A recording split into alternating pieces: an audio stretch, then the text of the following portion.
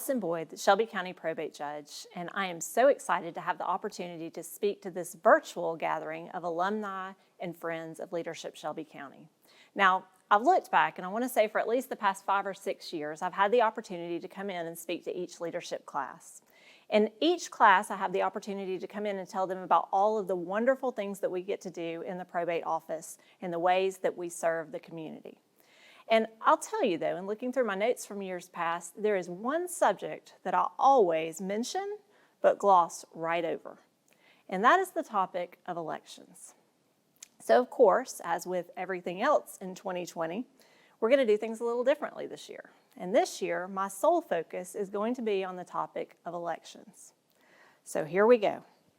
You can't turn on the TV or the radio or even scroll through your feed on Facebook without finding something about elections and the election process.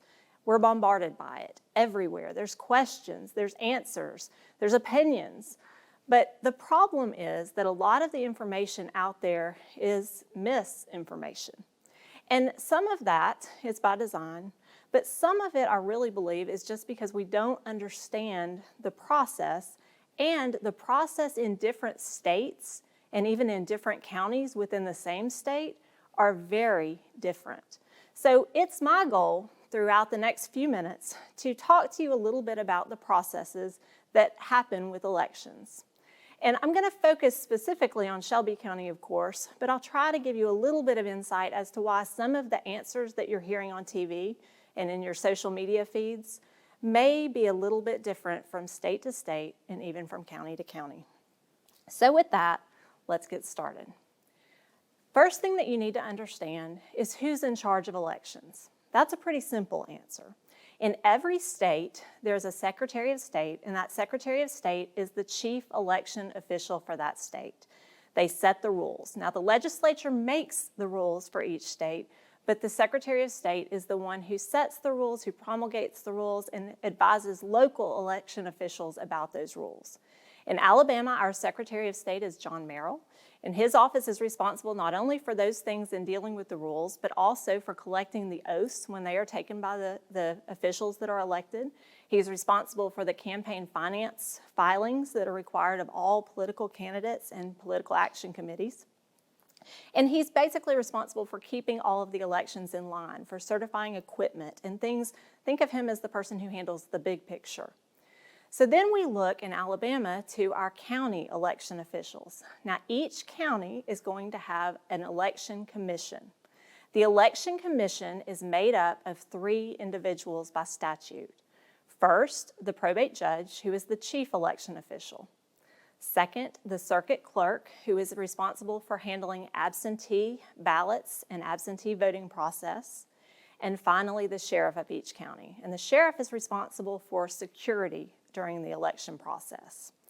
Now, obviously, there's going to be some difference in the laws in different states, but how might you see some differences even within the same state? Well, a lot of that comes down to financial considerations.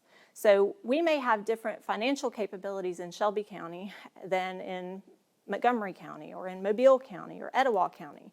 So each one of our processes are going to be a little bit different based on the finances and the personnel that we have available to conduct our elections process. So it's good to understand who pays for elections. Elections are a joint venture. Elections are going to be shared, and election expenses are going to be shared by both the state and the county. If it is strictly a local election, then the county will bear all of the expenses. That works the same for municipalities like city elections. The city would bear all of the expenses. If it is a state or a federal election combined with some local positions, then the county and the state are going to split those expenses. When I say expenses, you know who pays for them, but what are we talking about? What kind of expenses go into elections? I'll tell you, before I started in the probate office, I could not have named all of these, and I certainly didn't think of all of these different things that go into elections, but there are a lot of expenses involved in elections. So first, there are the election equipment. Those are the machines that we put the ballots into that count the ballots. They are the poll pads that you check in with when you come in on election day. Every precinct must, by federal law, have a HABA machine, which is a machine that allows people with disabilities to be able to vote more independently. We also have just the general ballots and other just paper supplies and things. So you have to print all of the ballots. We have envelopes that everything has to go in at the end of the night. What about the pens that you use when you come to vote? The stickers, the ever so popular I voted stickers, we have to pay for those. We have to pay for extension cords to plug everything in. We have to pay for surge protectors to make sure that we don't have a disaster on election day with the machines malfunctioning. So all of those things are going to go into election expenses. Other things that we have to address would be the poll workers. They're probably the most important part of our election day. Right now in Shelby County, we would average about 500 to 600 poll workers for each election. Those poll workers are worth their weight in gold, but unfortunately we are able to only pay them the statutory fee, which is $75 a day. Given our COVID restrictions, that's actually gone up to $100 a day. Thanks to the CARES Act, they've given us an extra $25. We also have to pay for legal notices. Every time there's an election, we are required by law to run a complete registered voters list. We're required to run a list of all of the poll workers who have been appointed, so all 500 or 600 of those names have to be in the paper. We have to give notice of the election date and time, as well as the things that are going to be on the ballot. We have to give notice of the equipment that's going to be used and of the dates that we are going to test that equipment. And all of these things are not free to run in the paper. So we have to run those in our paper of general circulation, which here in Shelby County is the Shelby County Reporter. So what, you might ask, is the total cost of an election? Well, I can't give you an exact number for this upcoming presidential election, but I can tell you that we are estimating it to be close to $259,000. So we're talking about a little bit over $250,000 to run one election. Now, you might be thinking, yes, we can budget for that, and that certainly is something that we do, and we know we're going to have a presidential election, but think about all of the special elections. So if we have somebody who resigns from office or retires early and their position has to be filled, we have to go through the same processes, the same legal notices, the same poll workers, the same machines, all of those things to do that election, whether we have planned for it in advance or not. So that can make budgeting a little bit interesting when it comes to elections. All right, so now that you have some idea of what goes into elections, let me go ahead and start about the process itself. And I'm going to start with one of those burning questions: what about absentee voting? Now, in other states, and probably on the national news, you may have heard terms like mail-in voting, voting by mail, early voting. We do not have any of those things in Alabama. The only option that we have to vote, other than on election day, is to vote by absentee. Now, you are probably going to understand why people get these things confused as I go through the absentee voting process. So let me dig in and just tell you how that process works. In Alabama, absentee voting requires that you state a reason that you are voting absentee. And there are only certain reasons that qualify you to be allowed to vote an absentee ballot. To vote an absentee ballot, you first start by submitting an application to vote absentee. On that application, you check the reason, which is a statutory reason that you are electing to vote absentee, and you have to actually sign your name under penalty of perjury that that is the reason that you are voting absentee. Now, in our most recent election, and something that has gotten a lot of headlines, is that our Secretary of State, John Merrill, has, with the permission of the governor, set out that one of the reasons that you can vote absentee is fear of going to the precinct due to illness or COVID-related illnesses. So we are having a lot of absentee ballots come in and a lot of absentee applications come in for that reason. All right, so once you request that application, you need to understand that that application is not something that you can just send with your friend or neighbor to the absentee election manager's office. That application has to be either put in the mail by you or delivered in person by you to the absentee election manager. And there's a deadline on that. You have to request that ballot, so you have to have that absentee information in by no later than 5 days before the election. And that's in any election. So 5 days before the election, close of business, is when they have to receive that application. So what happens when they receive the application? Well, your information is entered into the system. The application is reviewed to make sure that you have checked one of those boxes that does qualify you to vote absentee, that you have submitted the required identification if it's required with your application, and then once all of those things are checked, you are mailed a ballot. That ballot is mailed along with several envelopes and instructions for completing the ballot. And that's something that it has to be followed to the T. If it is not followed, if witnesses are not provided as they have to be, or if it's not notarized, then your ballot will not be counted and will be rejected, and thus your vote will not count. The other thing to remember about absentee voting is that once you submit that ballot, so once you either put it in the mail or you bring it back to the absentee manager's office, it is as if you put it in the ballot box on election day. So you cannot have a change of heart and come back into the absentee election manager's office and say, you know, I've thought about it, I've watched another debate, or I've seen another commercial, and I think I want to change my vote.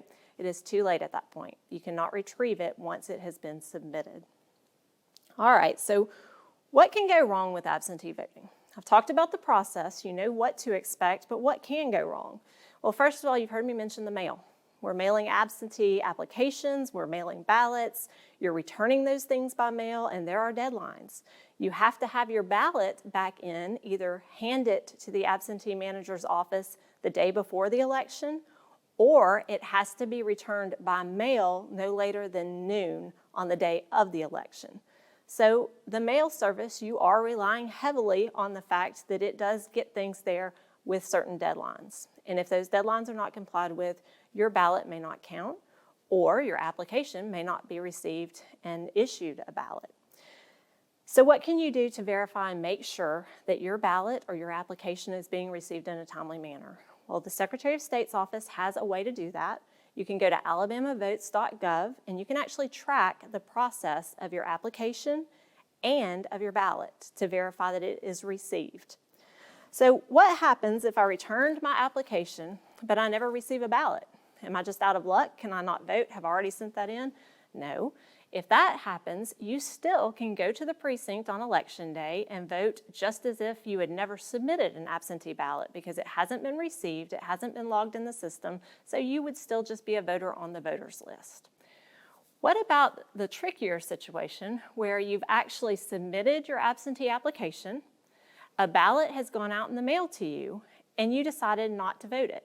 Maybe you decided that you just didn't want to put it in the mail. Maybe you were afraid you were going to miss the deadline. We have people all the time that they come into the polls and they actually bring us their absentee ballot and say, can I just fill this out and put it in the machine? Well, no, it doesn't quite work that way.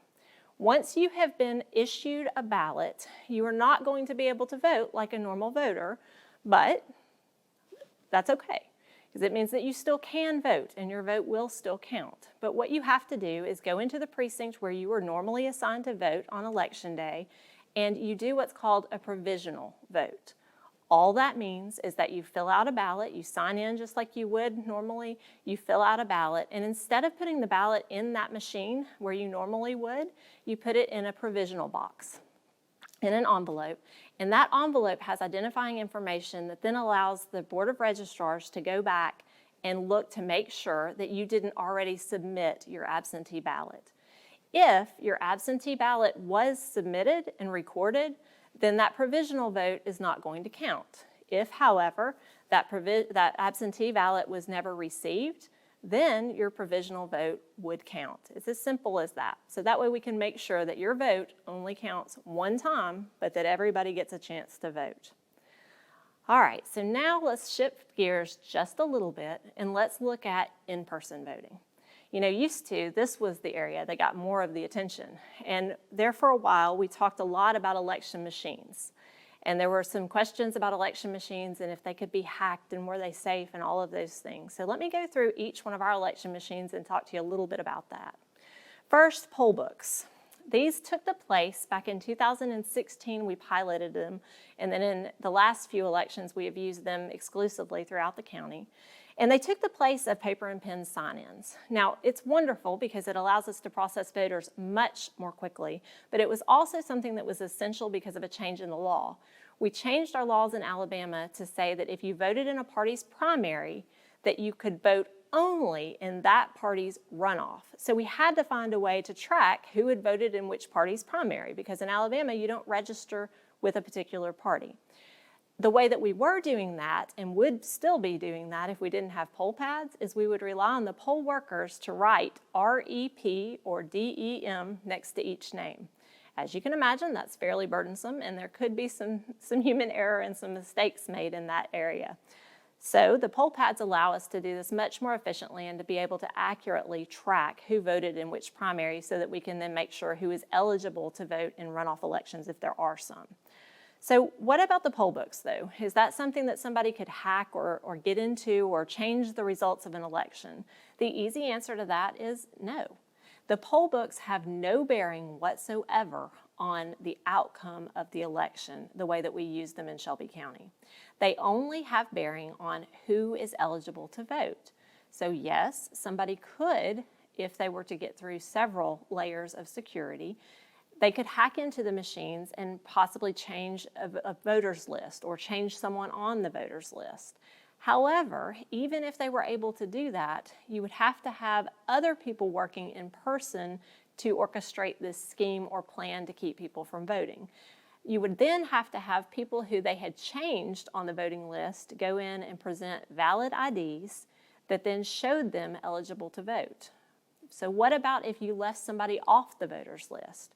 Well, we can remedy that too, simply because when you go to sign in to vote, if your name is not found on the voter's list and you can test that, you are still eligible to vote provisionally, just as I mentioned earlier with the absentee voting. And when you filled out that provisional information, we would then be able to go back after the fact, do the research, and find out that you had been wrongfully left off of a list. Keep in mind that one of our biggest assets too, as I mentioned, is your poll workers. Your poll workers are members of your community. So the poll workers are the first ones to let us know if there seems to be something not quite right. If somebody is coming in and trying to vote that doesn't have proper ID or that they don't recognize for the community. And keep in mind, they can't recognize everybody, but they have a pretty good idea and understanding of what's going on in their local community. So they would be attuned to those and let us know if there was a problem there. All right, so now we talked about poll books. And the one thing that I do want to mention to you, because it's come up on election days, and I just want to make sure that everybody is aware that the one issue that we have seen with poll books is the way that they work is they are supposed to try to match fields. So when you scan your driver's license, it could possibly come up to someone else if you are not a registered voter. So for example, if you had John Smith, Jon Smith, and his date of birth was December 1st, 1970, and John Smith was not a registered voter, but he went in to vote on election day and you scan his driver's license, there is a possibility that someone named Jonathan Smith, Jonathan Smith, with a date of birth of December the 12th, 1970, could come up. Why is this? Because the computer is set. It's not reading and producing an exact match. It's producing the closest match based on the parameters it's given. So we tell all of our poll workers that because we want to make sure that no one is questioning the process or that they assume that that means that there are voters in there that shouldn't be or people who are being left out that aren't. So that's one of those things that we have learned with technology and that we want to make sure that we are educating everybody of how the process actually works. All right, so now let's move on to the ballot tabulation machines. These are the DS200 machines are the ones that we use in Shelby County.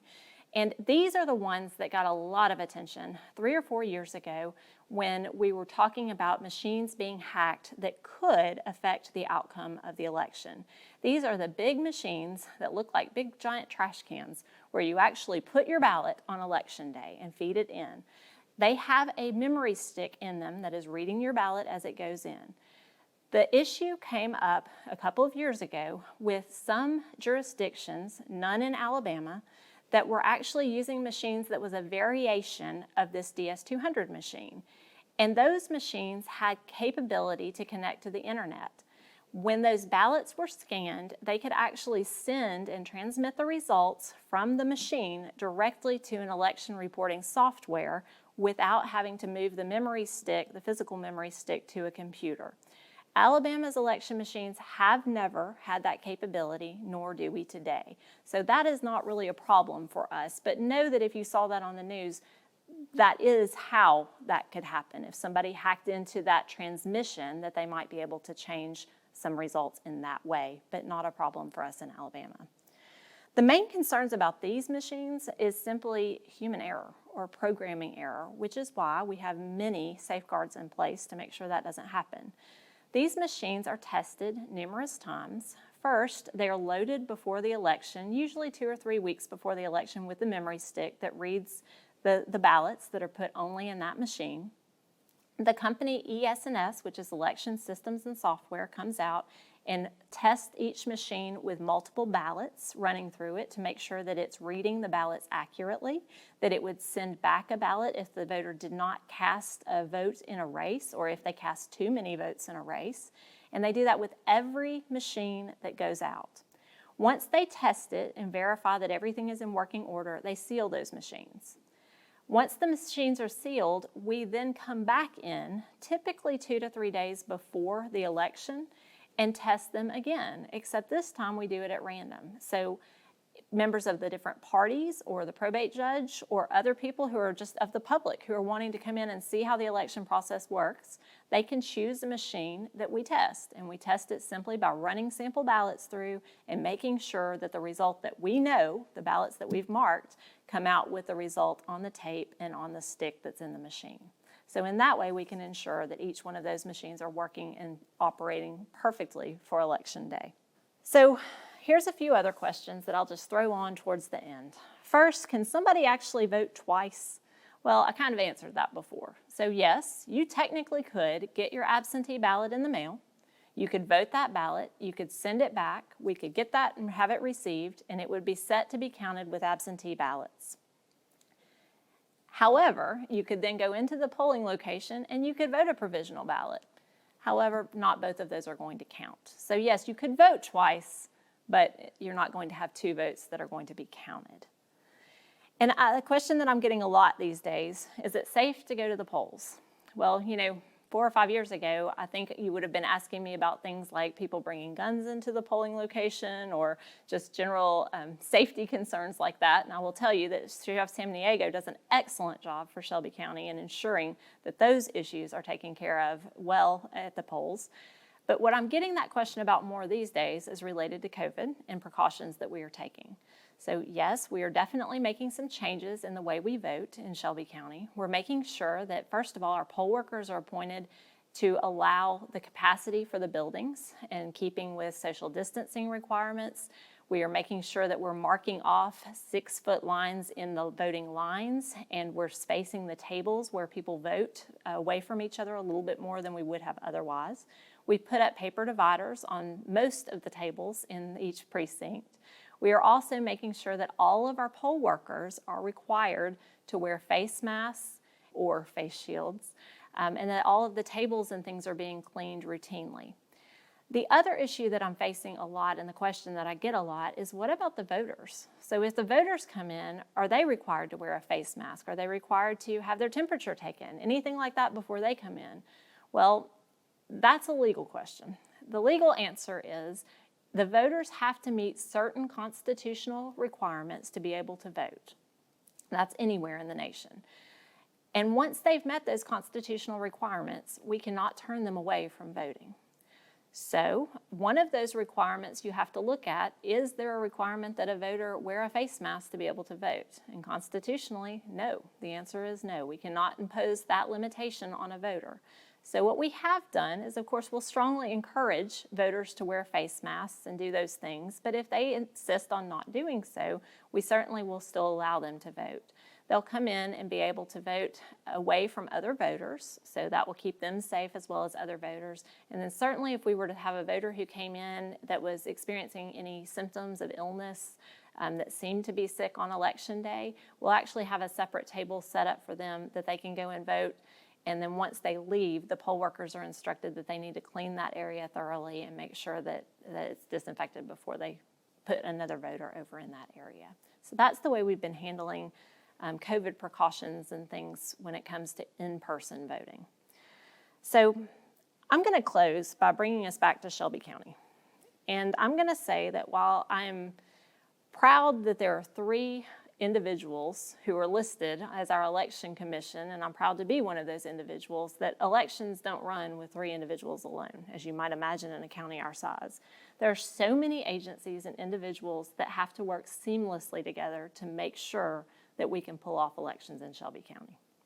Now, we've had situations on election day where I've gotten the call that a transformer blew and we had no power at a precinct. And do you know, I call our county manager and within literally minutes, we have a truck there that is running a generator and we are back up and voting. We had a precinct that it was too hot and the voters were complaining that it was just very hot to be in there and voting in the middle of August in the summer in Alabama. Make one phone call to facilities maintenance and we have air conditioning units that have been delivered and fans that have been delivered. We had a precinct where in August we had only 4 poll workers, all of whom happened to be from the same family. And I got the call at probably about 5:30 the day before the election that one of them was sick and they all had to quarantine due to COVID. Do you know, within a couple of hours of that, I had community volunteers as well as county employees who had volunteered to come in and work the polls and get that poll open the next morning by 6 a.m. And I am going to go there. Chad Scroggins is probably going to kill me, but I'm going to go there. We even have a precinct that it was torn down prior to our last election day. And do you know that the county made arrangements to have a temporary voting structure? That's code, for those of you who don't know, for tent. But it was a really nice temporary voting structure. And not only did they provide that structure, which is something that they did to make sure that these voters weren't displaced and had to move to other precincts and get confused about where it is that they vote in the future, but they sent golf carts to move them to and from the precinct from their cars. And I had voters calling and telling me that that was the best voting experience that they have ever had. So all of those things just to stress how well our county works together and how it's not just one person. And it's not just about leadership. I was listening to an interview not too long ago with a retired General Stavridis, who his message was one that really rang true to me. And I'm going to quote this. He said, "Leadership is how we influence others. It's like a big door that swings, but that big door swings on the small hinge known as character." He went on to say, and I'll paraphrase a little, but he says that there are literally millions of books and presentations and videos on the topic of leadership. But it might do us all a little bit of good if we were to change our focus from leadership to character. And that is what I think is key about Shelby County and part of why I've always valued this program and why I'm proud to be a graduate of Leadership Shelby County and proud to have the invitation to come back and speak to all of you today as an alumni of Leadership Shelby County. Because with the elections process, as with other areas in Shelby County, you can rest assured that those of us in leadership are working hard to make sure that all of our voters have a safe and positive experience, that our elections are run with integrity and honor, and that's not just because of leadership, but that's because of the character of all of the people involved in the process. Thank you.